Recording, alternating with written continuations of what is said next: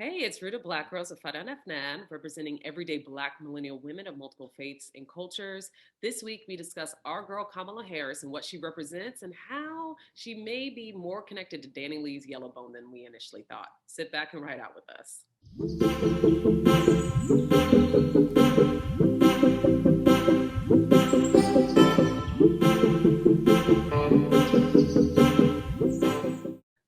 All right, good morning, Farah. Assalamu alaikum. How are you? Alhamdulillah, how are you doing? Wa alaikum assalam. I'm doing good. I feel like I there's like a sigh of relief among the community right now with, I was concerned about Inauguration Day, to be honest, and I wasn't watching any of the media, but I feel like that has been going really well and Biden has gotten to office Yeah, safely and has actually been doing the stuff that he said he was going to do. So I feel like there's like a state of calm a little bit right now, but how are definitely. you doing? I feel the calm. I was watching as I was seeing patients between patient care, really in our office. I had the computer up with the volume all the way up, watching the inauguration. And, I had kind of mixed feelings around like, okay, we got that dude out of the office, but like, these two people kind of represent status quo, and I won't that's not even what the Yeah, episode means, what we're right. talking about. But I'm definitely proud of Kamala being in office, and we're going to talk about that a little more. But they do represent status quo to me, and I think what I learned Yeah. as a young person who elected Barack Obama is that I kind of elected him and forgot about him, right? It was just like, go do your work. And so now, as like a formed adult who's still got a little bit of delayed adulthood, I'm gonna be on the ass. I'm Yeah. watching, I You're went to like, Policy so what are you Bar. doing? I read all 17 executive actions that he did, Joe Biden. And so I'm just like informed and engaged. And that's how I plan to move forward with this presidential kind of 4 years that we're going to move into. I love that. And I think that's definitely a lesson that a lot of us millennials Mm-hmm. learned. It's like it's not a set it and forget it. It's like, no, we Yeah, gotta apply pressure. We gotta, it's not 100%. like, okay, you're in office and now you're good. It's Yeah. no, you better keep it up or else, like we're just not taking no more shit, I think. And I really love that energy. Yeah, And I so want to your Gucci point, energy. I want Gucci. When he was during his verses where he was standing up the entire time and sweating in that camel coat jacket, like he was applying pressure the entire time. And so the we are entire going to time. be on our Gucci energy. I Okay. love it. Feet on necks. I get it. Yeah. Okay, so today's episode, we're super excited to talk about Kamala and specifically like what she represents, but also what she doesn't represent, right? Mm, Because you can't be all things to all people all the time. And so I'm really, really excited for this conversation. And I definitely am excited to kind of hear about like what you have to say, Farah. I think in terms of like how we balance out the podcast, you're definitely somebody that I look to for advice when it's like, how I should be thinking about things politically instead of like oh, we have somebody in office check the box. She's like, no, look at it deeper. What does it really mean? I was like, I don't know, Farah, what does it really mean? But mashallah, like I think it's helpful to have these conversations to really be intentional about what's happening and what that means in the context of the history of this country. So, kind of kicking it off with Kamala, let me know specifically about like for the viewers, excuse me, for viewers who haven't actually gotten a chance to know, because we do have some of you guys who are international, tell us a little bit about Kamala Harris. no. Yes. So Kamala is the first woman, first Black person, and also the first South Asian person to be elected as the vice president. This is like gang, gang, gang. That's a big deal, right? And so she's going to inspire generations to come, especially Black and Brown generations, Black and Brown women. And so historically, when movements have had multiple identities, more people are kind of uh, decide to be a part of the movement and subsequently join the movement. And so Yeah. she could represent why there was this flux of voters who decided to vote for her, because we know that there are some like immigrant brown communities who decided to vote for Trump. And so perhaps her multiple identities kind of allowed people to move back, right? Because we know that there's this moderate group of people who go back and forth between parties, right? Yeah. And so she's also and has married a white Jewish man, so she represents kind of Yep. interracial marriages, And I had a friend on Instagram. He was like, "Man, Black men, it's over for us. Like Black women, like her representing kind of interracial marriages, and Black women kind of understanding like they don't got to deal with this no more, right? Like she kind of represents that. And so we're not exactly talking about her being married to a white Jewish man, but I think that's kind of Part of interesting. what she represents. Yeah, exactly. And so I think, she represents Black and Brown solidarity Yes. in one person. And she also shows us what an alternative kind of family ecosystem and what that looks like. And so she is kind of well represented in America, right? And Yeah.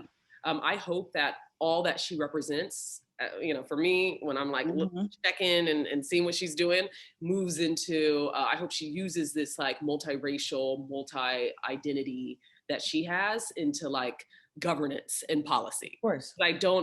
I have a big thing, and I wrote this the other day, and I kind of got it from my friend Kifah Shaw. She's also a friend of the pod. She said, I don't support identities, I support values. Because you Mhm. could be a Black, brown, dope ass person, right? Or not, I won't even say dope, extract that. You could be Black and not have similar values, right? And so I need you to talk to that, right? Because there has been some kind of like policy change that she's had over the years, right? So we need some context on our girl Kamala Yeah.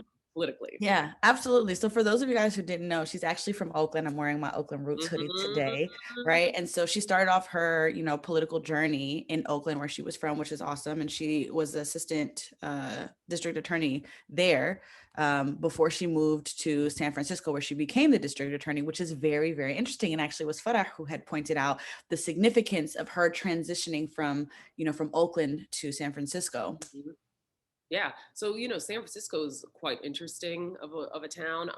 It has displaced a lot of like Black and brown people, Black people and Mhm. Chicano people in the city. I used to live in the Bay Area. And so the San Francisco is really a large white community, a large white gay community, an Asian community of affluence, right? And Yeah. so why she's been casted as like a centrist kind of moderate is because that's who her demographic was essentially, right? Yeah. And so for her not, maybe she was in Oakland in Alameda County where she could be a little more radical and it was safe to do so, but she had to, if she wanted to ascend the political Yep. ladder, had to kind of be a little more central if she wanted to be where she's at, you know. Yeah, and you have that exactly right, right? When I was looking through her history, she literally she was playing chess, Yeah. right?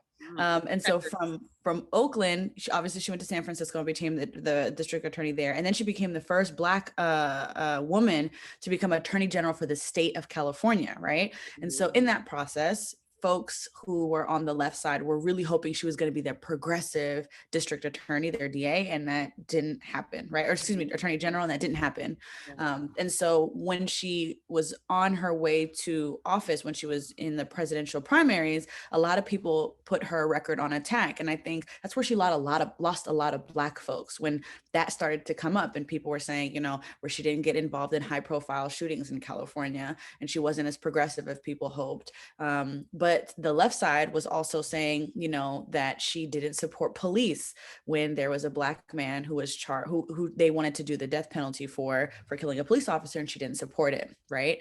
And the police union wasn't really supporting her as well. So it really, looking at her history, she's told the line very strategically for several years, to your point, to position her really, really well to be a VP without without too much scrutiny from either side. Yeah, and I've seen this. I've had a little minor political history, especially at the University of Florida, and so for a lot of people, like once you have casted yourself or relegated yourself as a worker bee or someone who does the work or has gotten themselves elected in a smaller position, then people, especially white moderates, decide to pick you and prick you up and Mhm. decide to elevate you in your career and mold you into a Black leader who represents white values. Yeah. Say it, right? Yeah. And so this has happened at the University of Florida. It happened. Black people and white folks would see that you kind of represented moderate values, or that they could connect to you, or you could speak white You were moderate values. digestible.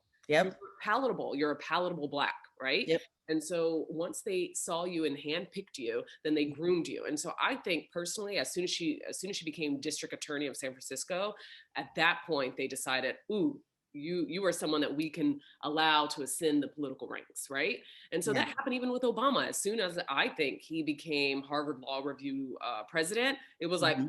this is the man, we're going to That's mold it. him, right? And Yep. so it happens early, and then people kind of prune and groom you, so to speak. It was ripe for the position. And so I think she represents a lot, but I think she's in the position because of a lot of things that she represents in her political history. So yeah, Kamala was really ripe for the position because of all the intersectionalities that she holds. And so Mhm. just to go more deep into intersectionality and what that means, it was coined by law school professor Kimberly Shaw in the late 1980s. And so it just talked about the different stigmatized groups that people can have, people of color, and how they can have multiple forms of oppression in one single individual, right? And so Mhm. if we look at Rooted Black Girls, right, Afnan and I, and like Yeah. multiple intersections that we have, I see it as a positive thing, but it does represent oppressed groups, right? We're Black, we're women, we're Muslim, right? And so we have this ability to kind of connect with different struggles, political struggles, social struggles, but we are often oppressed in multiple forms, Yeah. right? We've done this. Like, if you guys want to check out earlier episodes, we talked Yeah. about even the relationship between Black men and Black women, and Yep. kind of that idea of between oppressed groups versus oppressing groups, right? And we've Yeah. done it before. I love the conversation. Oh, I can go on for days, you know. Yeah, but so she represents many intersectionalities, right? She's a woman, she's of South Asian descent, she's of Black descent, right? She's of African immigrant descent, like Black Caribbean African descent.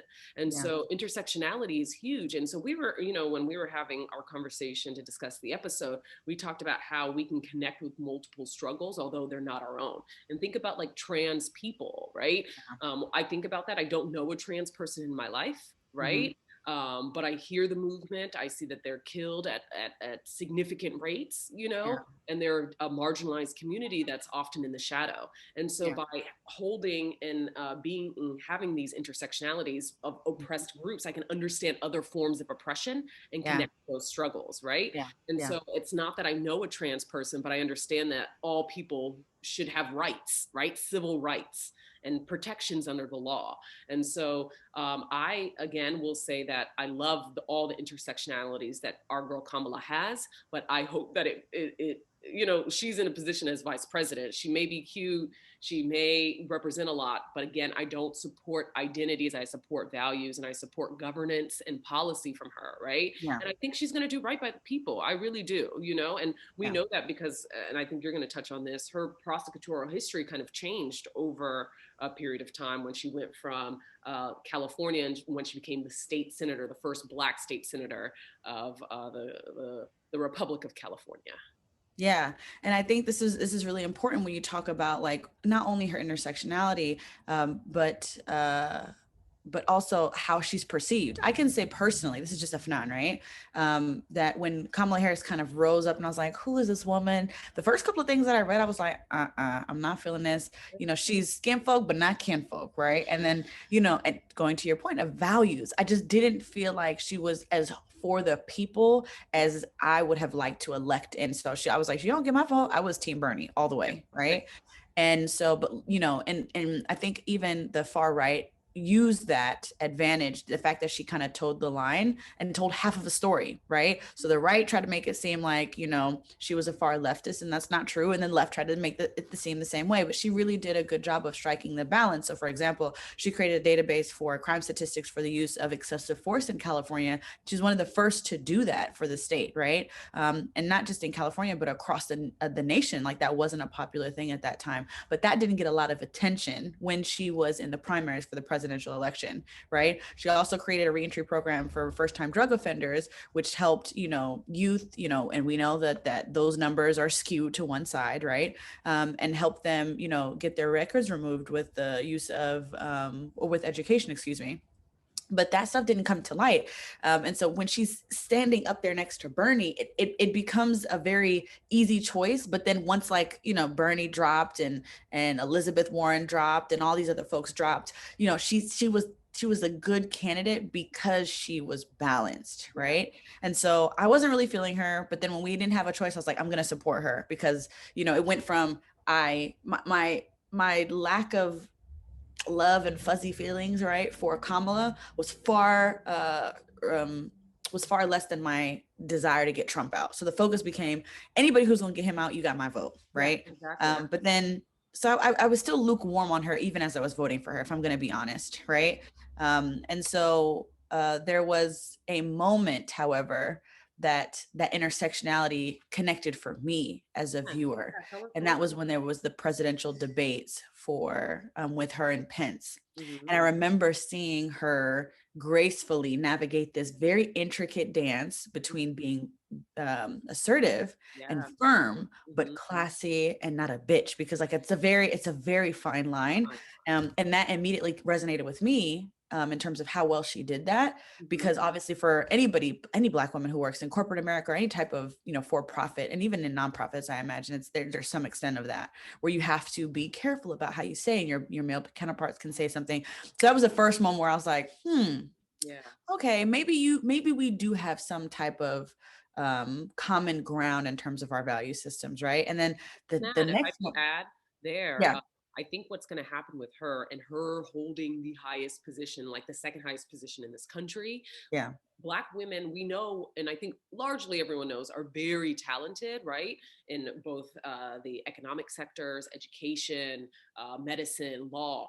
And so we do hold these positions, but if we look at Black CEOs, Black women are not well represented in those right, spaces, in leadership spaces. So I think how she carries herself, and as you said so eloquently about being assertive but not being a bitch, right? And it sucks that we have to toe that line, right? It really fucking sucks, right? But she does it really well. And I think by people seeing her, white men seeing her in this position, it allows and kind of expands the idea of what a Black woman can do in corporate leadership spaces. So I yeah, do think that we will see the ascending of Black women, and I hope also Black men, into more leadership positions by yeah, her just representation, her speaking at the White House, her holding press conferences, and how she moves and connects with even media sources and other leaders around the world.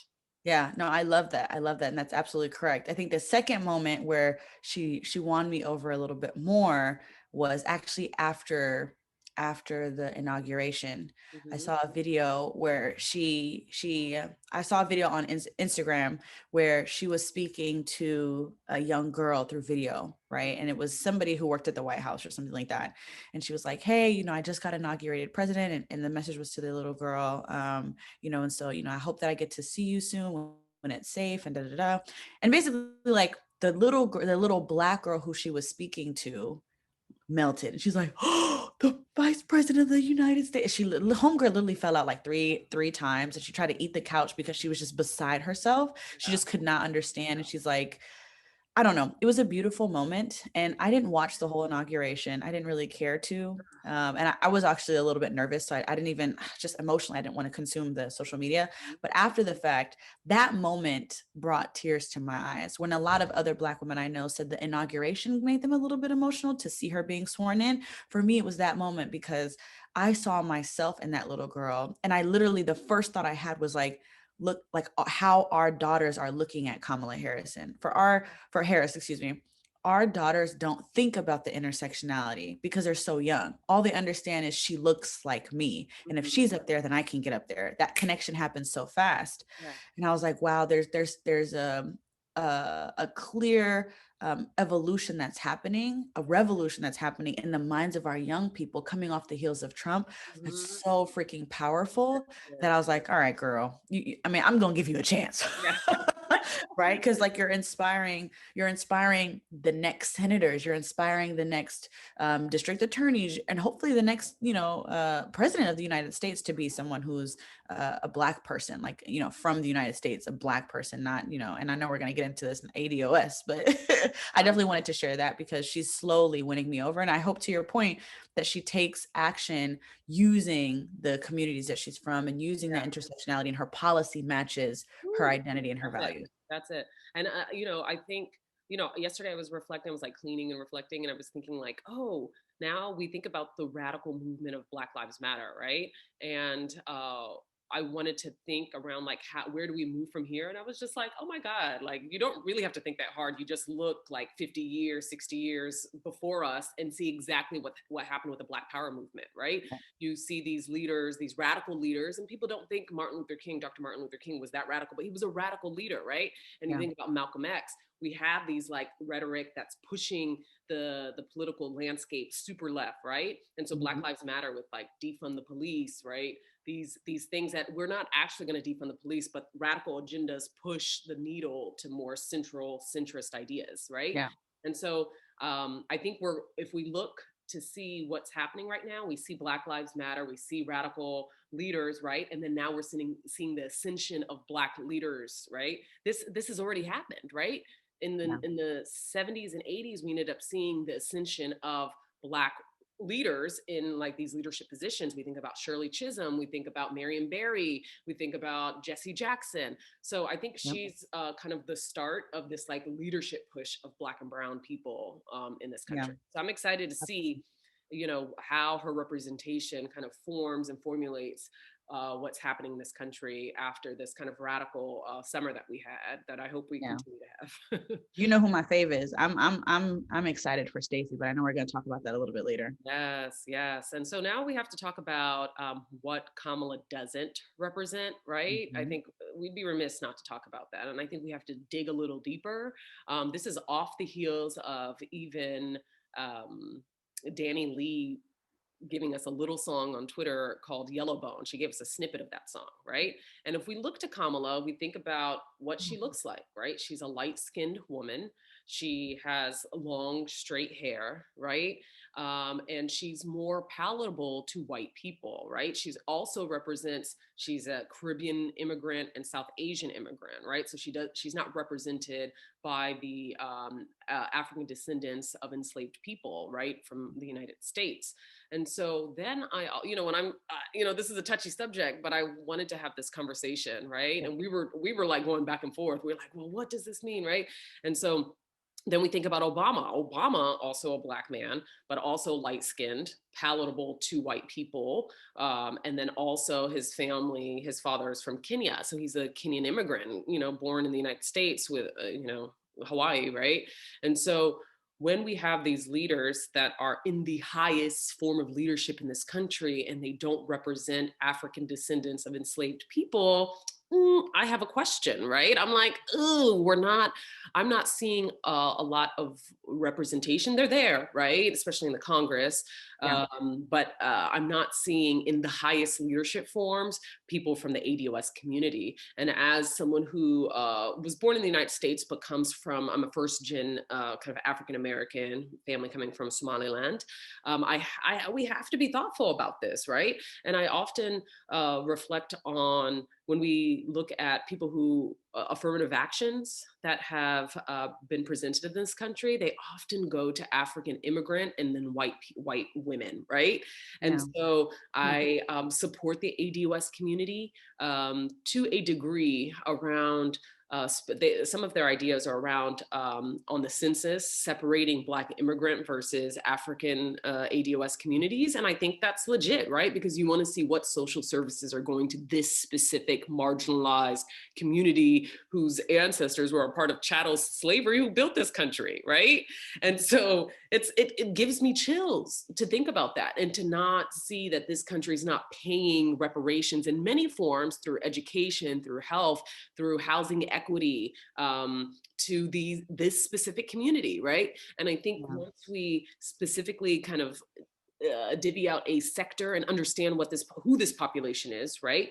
What services are going to this population, and then giving services, we'll see an ascension of Black ADOS community members. And I then Yeah. understand that the ADOS community, right, by lifting them, that lifts everyone, right? And I think, as an African immigrant, a child that comes from, immigrant, from the African continent, I think all of us should be around the ADOS community to a degree, right? Because I did want Because we to, all benefit to your point. pardon?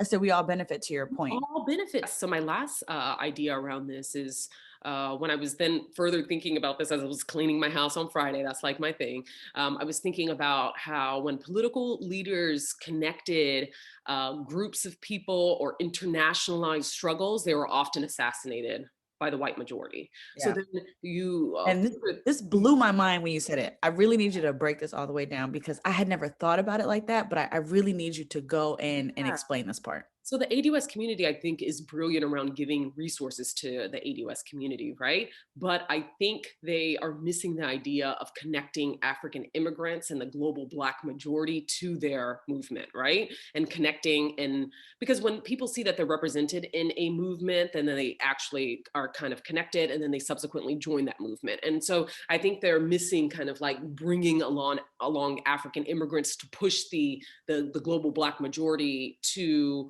internationalizing this struggle, right? Because Yeah. when I think about Black and brown people, we are the global majority, and white people are freaking terrified around that.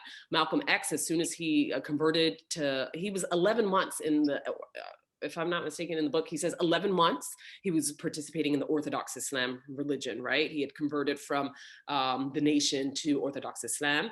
We think about Dr. Martin Luther King as well. He went to Memphis, Tennessee to speak to workers, and he was connecting low socioeconomic status people and connecting both white and Black people to this global internationalized struggle, right? And then he was murdered when he was about to give that speech. So when we band together, people, and by people, I mean white folks, are terrified, right? And so I just think, now taking this back to Kamala, right?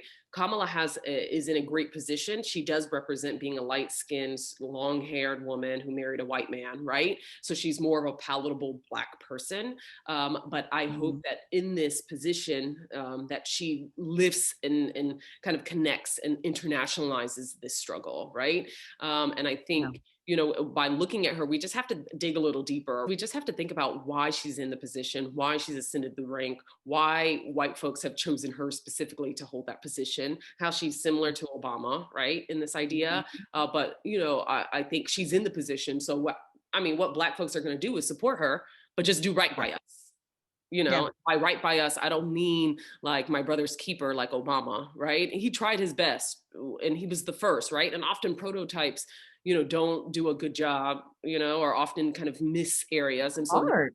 it's a It's hard position to hard. be a prototype, right? Because often prototypes fail. And I don't think he failed by any means, but I hope she learns a lot from his presidency on how he kind of missed opportunities to support Black people. And I hope by her holding the vice president position and having the ear of the president of the United States, Joe Biden, that she pushes the Black agenda further along.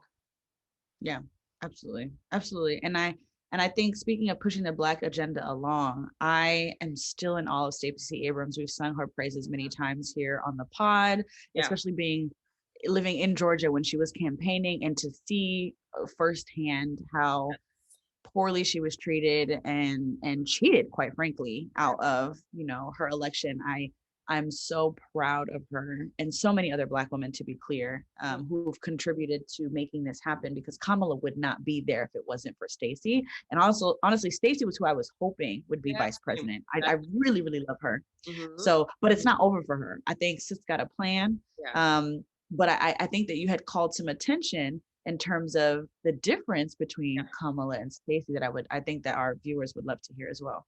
Yeah, so you know, now you think about Stacey Abrams. We think about the short list of VP candidates. I think it was really kind of neck and neck for me, at least, between Stacey Abrams and Kamala Harris. And I thought, you know, because Kamala represented more moderate values, he'd want to choose a more left-leaning person to kind of, because he's a moderate, you know, to kind of like band together this democratic agenda, so to speak. And so if we look at Stacey Abrams, right, she's called herself a sturdy Black woman with natural hair, right? She's a larger woman. She has a gap. She has natural hair. She, I believe, was born in like the Midwest, but then grew up in Mississippi. Gulfport, Mississippi. She went to Spelman College, you know, and so she went to Yale Law School. And so if you look at her, She's amazing. She's Like, amazing. She's amazing. But because someone actually told her, and I wrote this down, Stacey was told that if she lost 100 pounds, straighten her hair, and then found a way to like lighten her skin because they said that she was too dark to run for governor, that she would win. Right. But is that person inaccurate? You know what I mean? yeah, Right? Because I think as much as black people or white people find light skinned people to be more palatable, I mean, black folks, mhm. we do too. You know what I We mean? do too. Yeah. Yeah, we Yeah. do too. And so you see Stacey, who's well qualified and has done work, groundwork. And we think about large, Really, really, yeah, yeah. like Tough work. tough work. And we think about how larger black women have often pushed the cause or along, right? You think about I was reading something that said how larger black women or people who consider people to be ugly, I don't really connect to that word, but you know, it was in this article, have pushed the Yeah. movement along. We think about even Fannie Lou Hamer, right? She was doing groundwork on a daily basis, and she kind of represents a similar idea around Stacey Abrams, where you're okay. It was relegated to do groundwork and grassroots movements, but they're not allowed to ascend to high leadership roles. And so Yeah. I think Stacey Abrams was well qualified to be in that position. She's the reason why Joe Biden and Kamala Harris got elected, at least in the state of Period. Georgia, and then also got them a Democratic majority in the Senate. The So Senate. and then to see that she hasn't been casted or given a position in Joe Biden's cabinet, I'm like, and maybe she turned it down. I don't know, but that lady better. I'm almost positive she did, because there's no freaking way. There's There's no no, way. there's no way. So I just think as a community, we have to think deeper around why some people send ranks, why other people don't. We have to question our own prejudices that we all hold, right? All of us. All of Mhm. us do. We really do. And I also have to think like, oh, am I being a hater low key with Kamala because I'm a Delta and I wanted a Delta to get the position first? And I don't think so. I had to think about that. I was like, no, there are actual substantiated information here that, you know, makes Kamala kind of ripe for the position, you know, when we think Yeah. about what this country holds and the values it holds and who it wants to have positions over others. And so, you know, as we reflect, we think, wow, Kamala Harris being in this office, amazing. She's Yeah. representing so many people in this office, and I hope that her intersections will kind of move a policy forward. And then we Mhm. think about what her election doesn't mean, right? It's just like, okay, we still will like palatable Black people. We think about songs like Danny Lee, you know, kind of talking about proximity to whiteness and like Yellowbone. We don't need Yellowbone anthems, right? It's just not cute, right? Yeah. But then, you know, it's another conversation around colorism. I think we'll have that conversation one of these days because it happens even in our own kind of African immigrant communities. For But sure. yeah, it's just Kamala's it. Kamala's who we have. And I think it's important that we all kind of have a critical lens around her and understand her contextually and understand where she's come from, who she is in present, and what we expect her to be. And so I think we Yeah. just kind of hold her accountable, her and Joe, my cup of Joe. Yep. Yeah. Absolutely. Stay involved, stay aware and abreast of what, what they're doing, the actions that they're taking, the legislation that's being passed and pushed. So I'm super excited, but I am rooting for sis. And I really hope that she brings all these communities that she represents, right, into her governing. So I'm rooting for you. We are rooting for you. Rooted Black Girls is rooting for Kamala Harris. All right, guys, that's all we have for the episode today. If you guys liked, please make sure that you give us feedback on Instagram, rate and review on any social media platforms that you guys consume. But we'll see you next time. Peace.